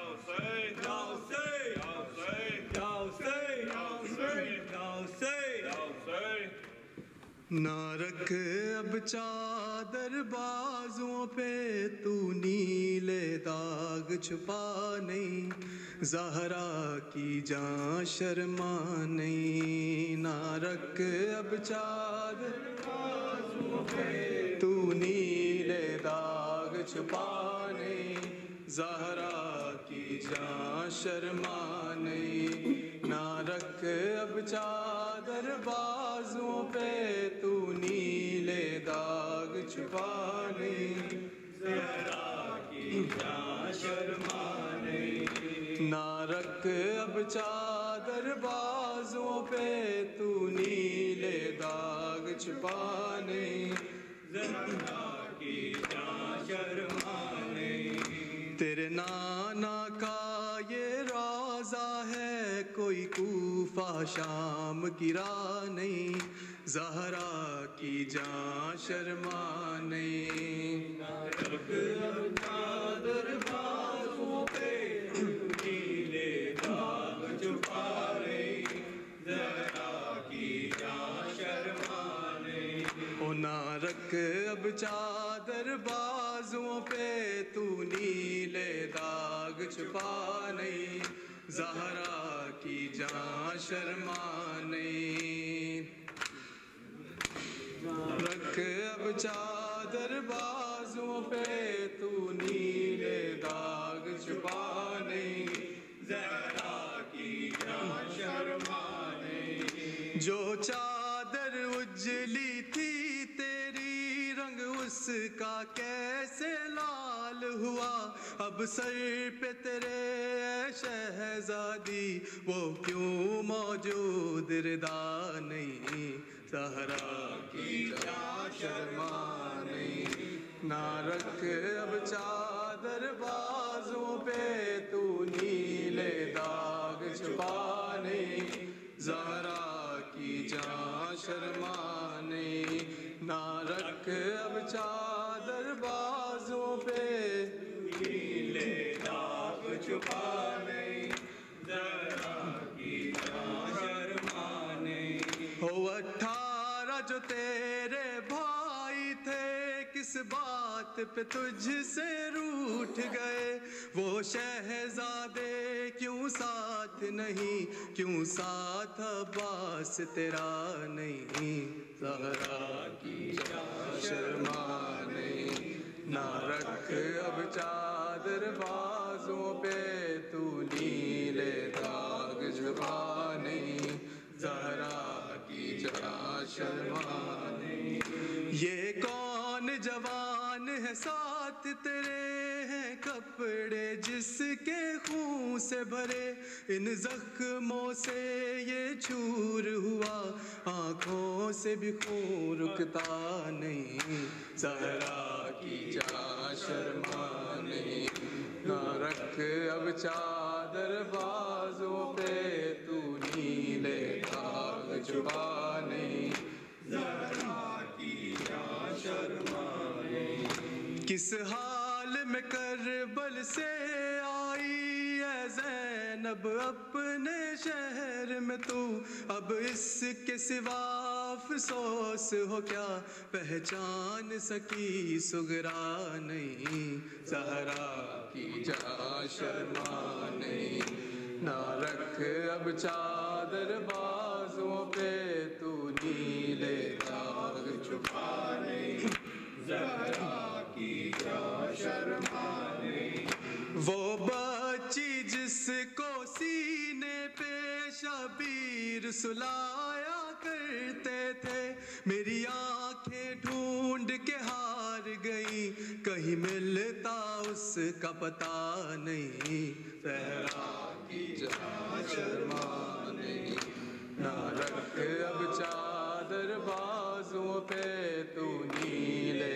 داغ چھپا نہیں زہرا کی جاں شرما نہیں ایک گنجا دہن معصوم بھی تھا نام اس کا اصغر رکھا تھا ایک گنجا دہن معصوم بھی تھا نام اس کا اصغر رکھا تھا کیوں خالی گود رباب کی ہے اسباب میں کیوں جھولا نہیں زہرا کی جاں شرما نہیں نہ رکھ اب چادر بازوں پہ تو نیلے داغ چھپا نہیں زہرا کی جاں شرما نہیں جو چادر اجلی تھی تیری رنگ اس کا کیسے لال ہوا اب سر پہ تیرے اے شہزادی وہ کیوں موجود ردا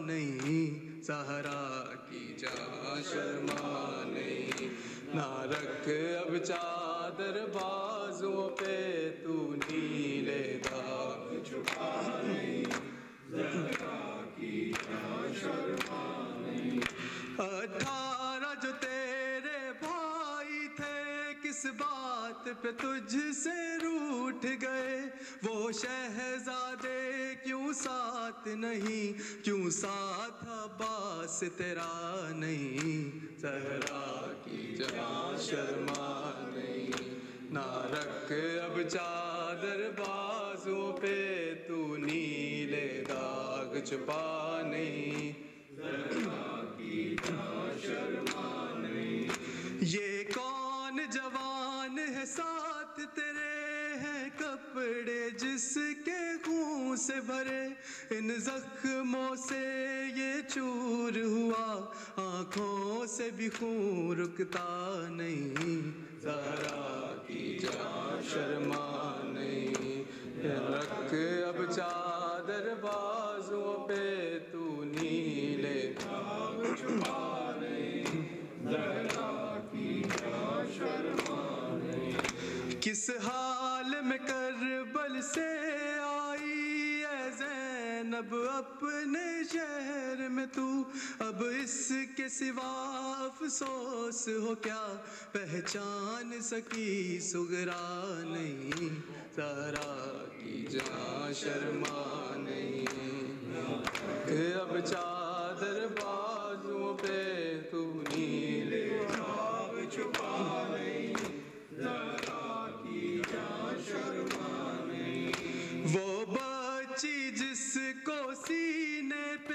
شبیر سلایا کرتے تھے. میری آنکھیں ڈھونڈ کے ہار گئیں, کہیں ملتا اس کا پتہ نہیں. زہرا کی جہاں شرما نہیں, ٹک اب چادر بازوں پہ, تو نیلے داغ چھپا نہیں. زہرا کی جہاں شرما نہیں. ہو تیرے نانا کا یہ روضہ ہے, کوئی کوفہ شام کی راہ نہیں. زہرا کی جہاں شرما نہیں.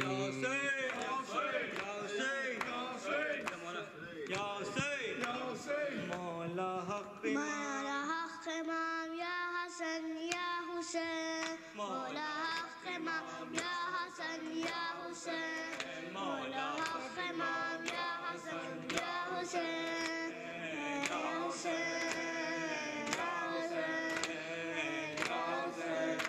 وہ عابد بیمار تھا, وہ عابد بیمار تھا, چلنے سے دو ناچار تھا, چلنے سے دو ناچار تھا. اور شام کا بازار تھا, اور شام کا بازار تھا, اور مصطفیٰ کی بیٹیاں. مولا حق امام یا حسن یا حسین, مولا حق امام یا حسن یا حسین, یا حسین, یا حسین, یا حسین. وہ آخر بے شیر تھا, وہ آخر بے شیر تھا, اور حرملا کا تیر تھا, اور حرملا کا تیر تھا. ننا جرا کی صدا لرزی زمین اور آسمان. مولا حق امام یا حسن یا حسین, مولا حق امام یا حسن یا حسین, یا حسین, یا حسین, یا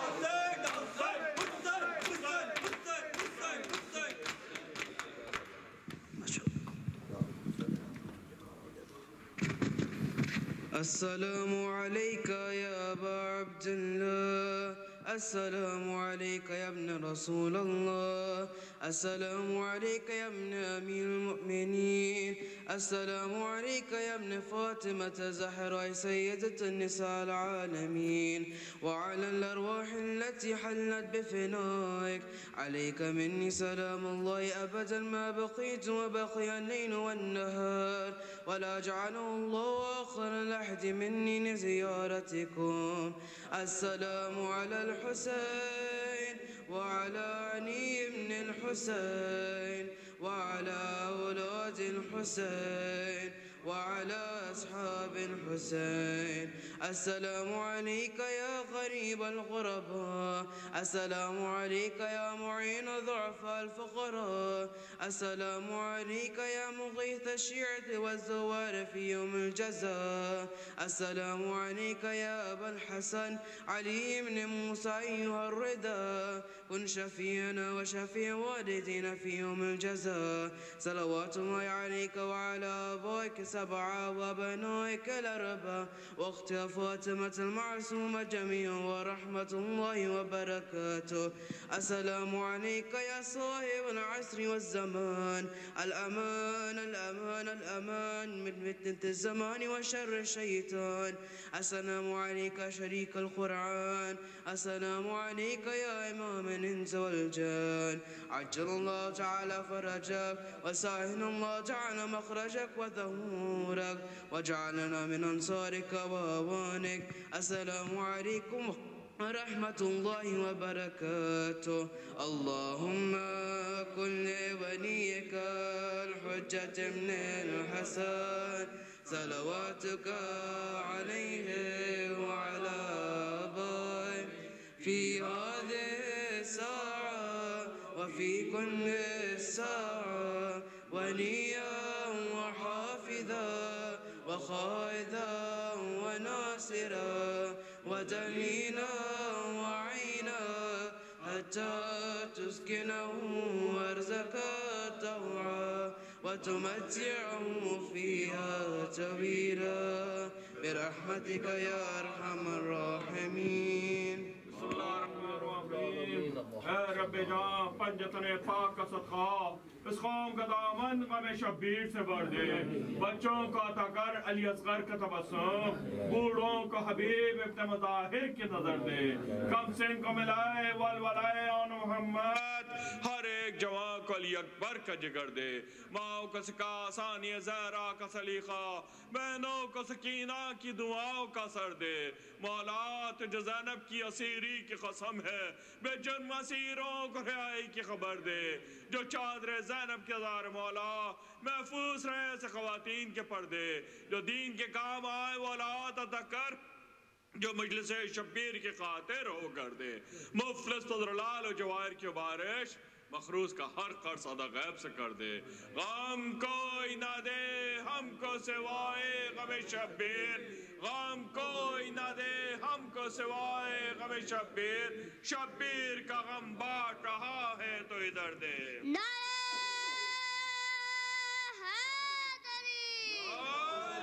دشمنان شبیر تیرے پیر پہ لانا.